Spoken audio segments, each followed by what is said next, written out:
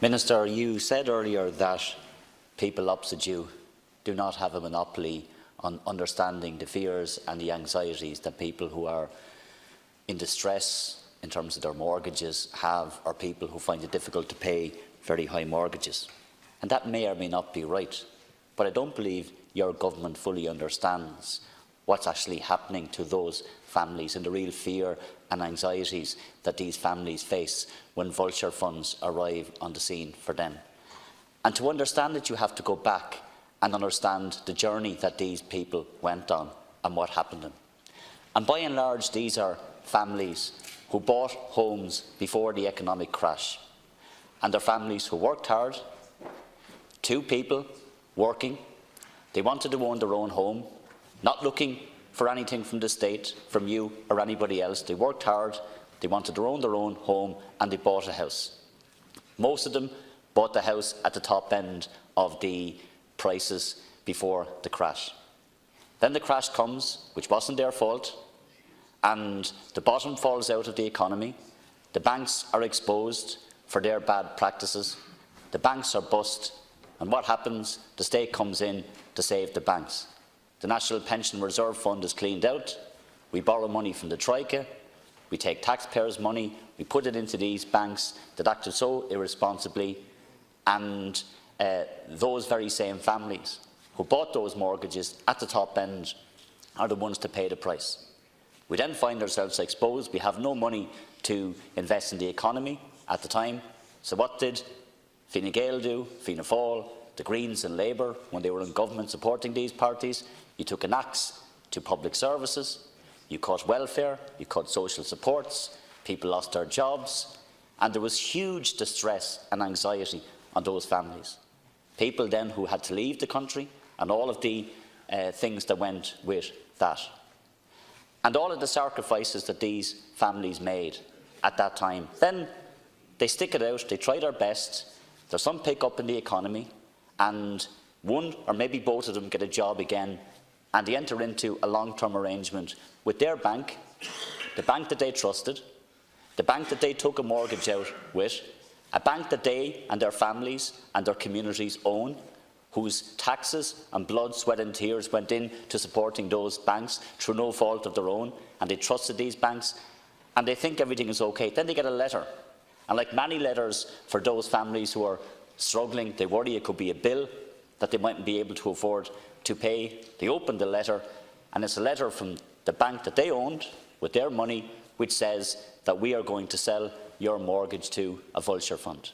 They have no way to stop it, they have no ownership, and there's a real fear and an anxiety that comes over that family. And you have no understanding of what that is, Minister. No matter what you say, I don't believe that you have an understanding. I don't, and I'll get to the answers. And I'll get to the answers. So here's the deal. Those families then get this letter, and they can't do anything about it. And then they're told, don't worry. All of the deals that you entered into will be honoured. There's nothing to see here.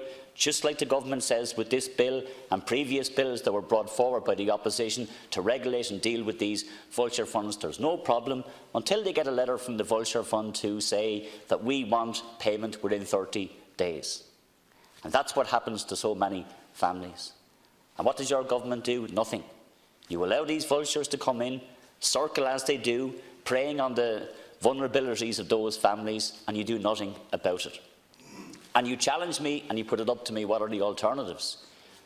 We put forward a bill, no consent, no sale bill, passed democratically by this House, which means nothing to this government. We can vote as a majority in this House, and this government, supported by Fianna Fáil, ignores that majority and nothing is done. And we put forward that bill to regulate the vulture funds and to make sure that those families had a say, that those families could have to give their consent and would have to give their consent before their mortgages are sold on.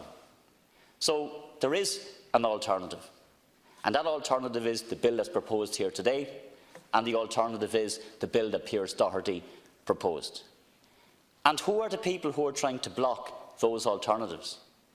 It's Fianna Fáil, it's Fine Gael, it's the European Central Bank, and we had Mr Draghi come before an Oireachtas committee to tell people that the bill could not be delivered, could not be supported. We had the Minister for Finance, yourself and previous ministers say nothing can be done. And yet the people who are really concerned about this, the people whose mortgages are being sold from under their noses, are under real pressure. And to remind you again, Minister, some of these vulture funds then hire mercenaries to go and forcibly remove people from their homes. And you've seen that happen in some parts of the country. So when you stand up and you take to your feet and you accuse people on the opposite side of pretending that they have a monopoly of compassion for these families, the reason why you say that, in my view, is because you know that in fact that's the truth. Because if you had that compassion, and if you did really understand those fears, and if you did really understand those anxieties, you would do something about the unregulated nature of how vulture funds come into this country. Many of them are shelf companies. They have hundreds of subsidiaries hiding behind other names. Nobody knows who they are. But one thing is for sure, they're not here to act in the interests of the people of this state.